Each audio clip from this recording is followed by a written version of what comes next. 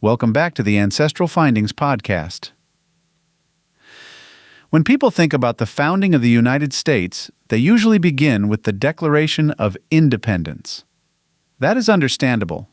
It is the best-known document of the nation's early story, and it still holds a central place in the way Americans think about their beginning. Yet the language of 1776 did not appear all at once. Before Americans declared independence, they had already spent years hearing and reading public words about duty, liberty, gratitude, sacrifice, repentance, providence, and moral responsibility.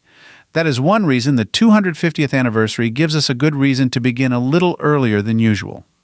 If we start only with July 4th, we miss the older world of thought and speech that helped prepare people to hear the Declaration the way they did. By the time independence was formally announced, many colonists already lived in a culture where public life was often described in moral terms. Sermons, proclamations, songs, broadsides, and newspapers all helped shape that world. This does not mean every minister was a revolutionary or that every printed piece pointed directly towards separation from Britain. History is rarely that neat. It does mean that long before 1776, many colonists were already used to hearing public questions framed in language that joined liberty with duty and public hope with moral accountability. When the crisis with Britain deepened, that older language gave many people a way to understand what was happening around them. If we want to understand the founding more fully, it helps to listen to the words that came before the break.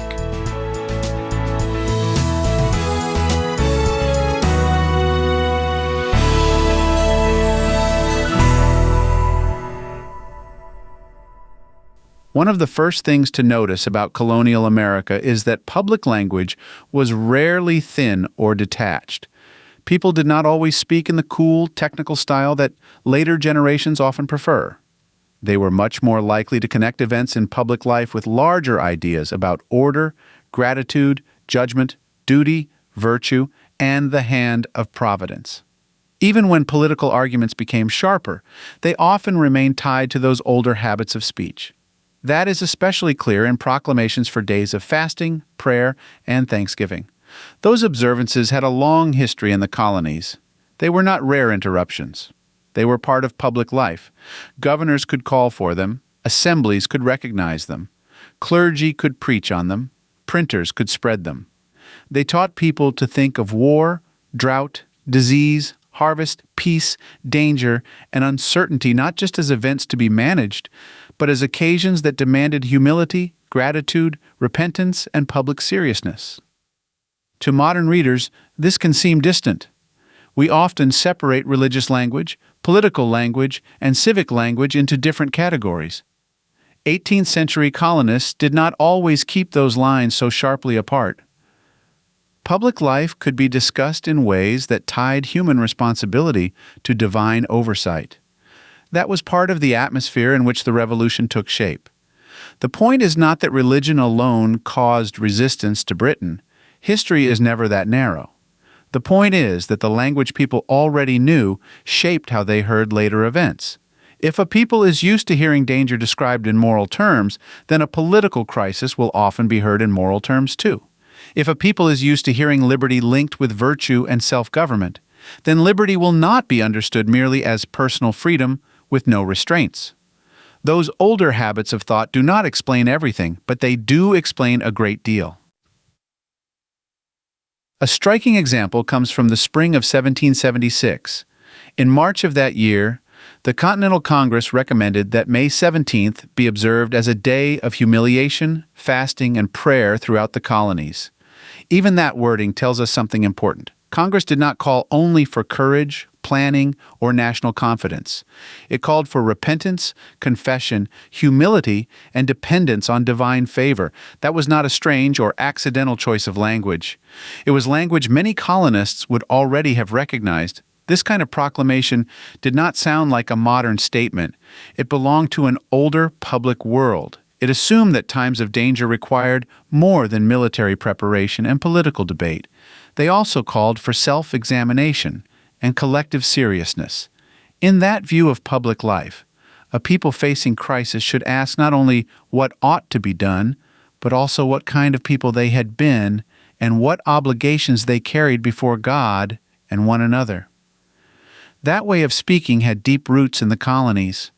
Earlier fast day and Thanksgiving proclamations had already trained people to hear public events through the language of gratitude, dependence, repentance, and hope. So when Congress used similar language in 1776, it was drawing on an established vocabulary rather than inventing a new one.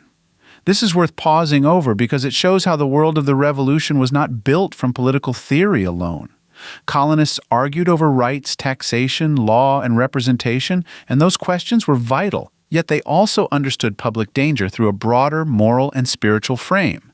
The road to independence ran through assemblies and congresses, but it also ran through meeting houses, printed proclamations, and days set apart for prayer and reflection. That helps explain why resistance could take on such intensity. It was not heard only as a technical disagreement with imperial administration. For many colonists, it was also heard as a question involving justice, accountability, and the future of a people. That does not erase complexity, and it does not excuse the contradictions that marked the period. It does show why the language of the era often carries a weight that later writing can miss. Another important feature of the language before 1776 is the way liberty was often joined to duty. Today, liberty is often described in highly individual terms. In many 18th century colonial settings, it was more often connected to moral restraint, self-government, public virtue, and the obligations people owed to others. Colonists did speak passionately about rights, but they also spoke about character, corruption, vice, and responsibility. That older pairing is easy to miss if we rush through the sources.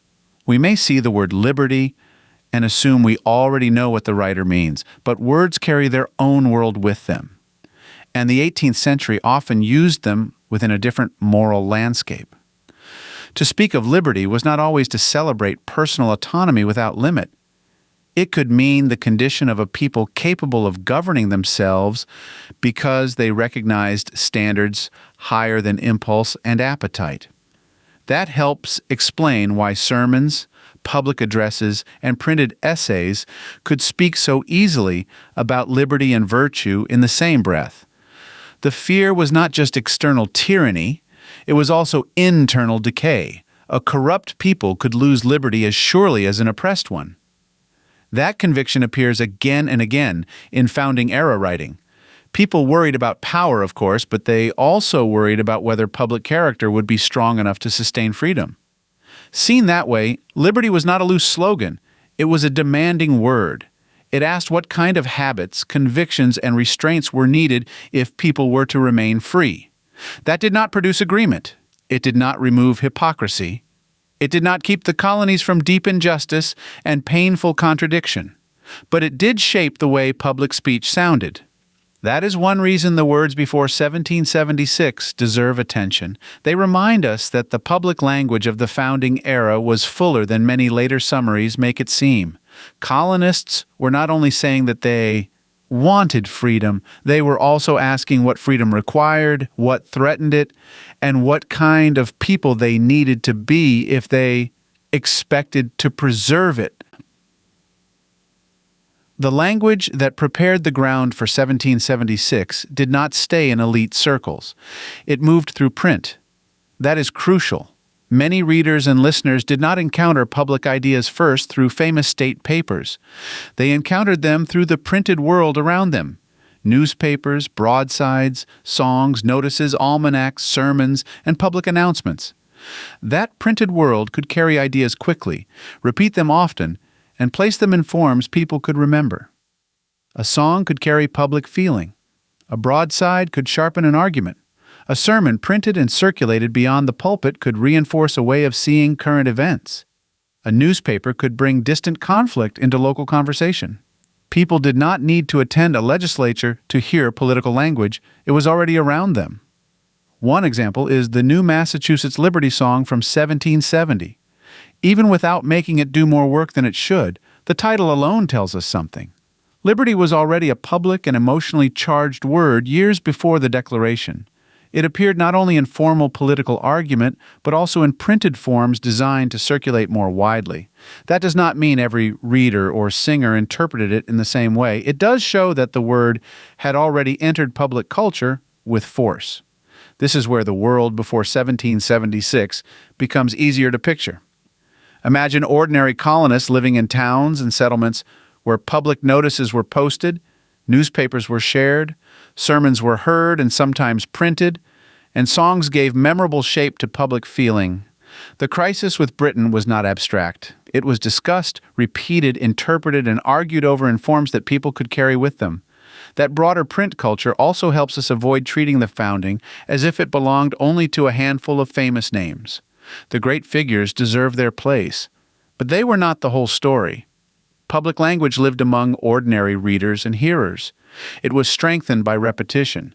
It gathered force through circulation. By the time the Declaration appeared, many Americans were already accustomed to hearing a particular kind of public vocabulary.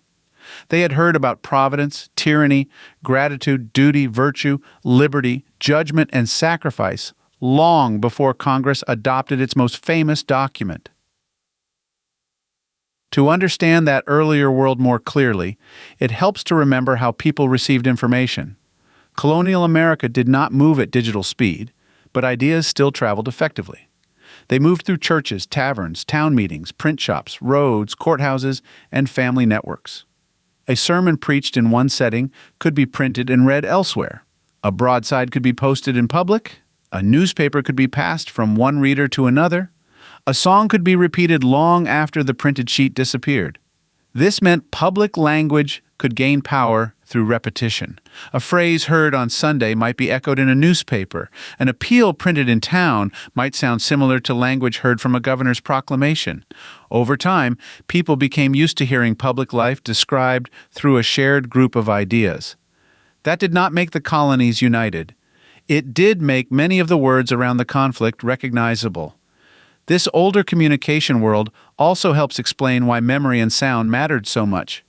People often heard texts read aloud. They remembered phrases. They repeated lines. They absorbed tone as much as argument. That is another reason songs and printed notices deserve attention alongside famous documents. They show how public language settled into ordinary life. The ideas behind the revolution did not remain locked inside formal chambers. They entered homes, towns, congregations, and local conversations. That is important for a 250th anniversary series because it gives the story a wider field of vision. The American founding was not only a story of lawmakers and generals, it was also a story of hearers and readers. It was a story of how public language took hold among people living ordinary lives in extraordinary years. This wider context does not reduce the importance of the Declaration of Independence. It lets us hear it more clearly. The Declaration did not enter an empty room. It entered a society already shaped by years of public speech, moral instruction, religious language, and printed persuasion. When people heard its charges against the king and its claims about rights, they heard them with ears already trained by what came before. That is one reason the Declaration sounded so powerful. It brought together themes already present in the culture. It did not invent all of them. It gave them concentrated form. For many hearers, its language would have landed in a world where arguments about justice, corruption, liberty, duty, and accountability were already recognizable. This earlier vocabulary also helps explain why the founding story is richer than a single date. July 4th deserves its place. It is the central anniversary of 2026, and rightly so. But the language of that day has roots. It grew in a colonial setting where public words often carried moral weight and where people regularly interpreted events through ideas larger than immediate politics. Listening to those earlier voices helps us see the founding as a process of speech as well as action. Before there was a declaration, there were already years of words preparing the way.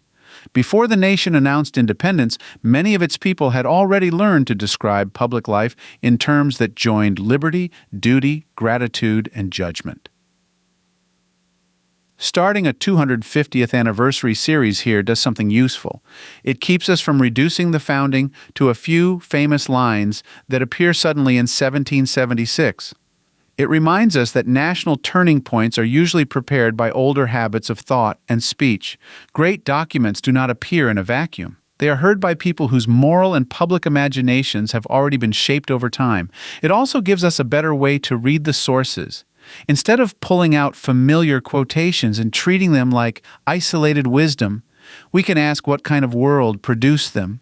What had people been hearing for years? What words already carried force? What assumptions were close at hand? What did liberty sound like before the break became official? What did public responsibility sound like? What did people think national danger required of them? Those questions make the founding era feel more alive. They also make it more honest. The colonies were not united in every opinion. Their public language was not pure. Their society was marked by contradictions that should not be ignored. Yet even with those realities in view, it remains true that the words before 1776 helped prepare the ground for the words of 1776. As America approaches its 250th anniversary, that is worth remembering. The nation's story was not formed only by declarations and battles. It was also formed by the language people inherited, repeated, believed, argued over, and gradually filled with urgency. Before there was independence, there was already a way of speaking about public life. Before there was a founding document, there were already words that taught many Americans how to hear it. If we want to understand the early republic, we should begin not only with the break itself, but with the voices that prepared the ground for it. They do not replace the Declaration. They help us hear it better.